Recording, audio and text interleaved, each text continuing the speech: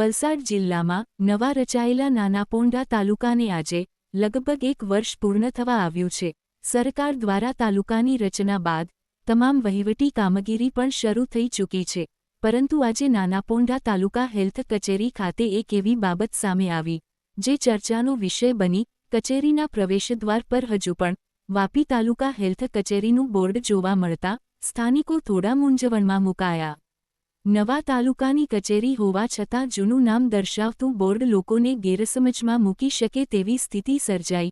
જ્યારે આ બાબતે ધ્યાન દોરવામાં આવ્યું ત્યારે મીડિયાએ પહોંચી વિડીયો અને ફોટો પાડતા થોડી મિનિટોમાં જ નાના પોંઢા તાલુકાના સંબંધિત કર્મચારીઓએ કાર્યવાહી કરતા નવું કાયમી બોર્ડ લગાવવાને બદલે નાના પોંઢા તાલુકા હેલ્થ કચેરી લખેલું પ્રિન્ટેડ સ્ટીકર પેપર જૂના બોર્ડ પર ચોંટાડી દીધું.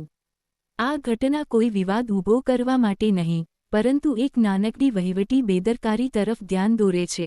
કારણ કે સરકારી કચેરીઓમાં યોગ્ય અને કાયમી નામફલક માત્ર ઓળખ માટે જ નહીં, પરંતુ સામાન્ય નાગરિકોને સરળતાથી સેવા મળી રહે તે માટે પણ જરૂરી છે.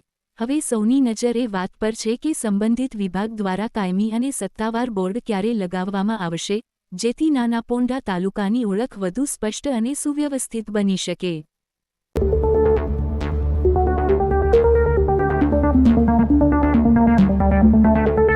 नमस्ते, ब्लू मून मोबाइल गैलरी में आपका स्वागत है। यहाँ आपको सभी प्रमुख ब्रांडों के फोन और अप्लायंस मिलेंगे। आज ही तुलसी एस्टेट डुंगरी वलसाड में हमसे मिले।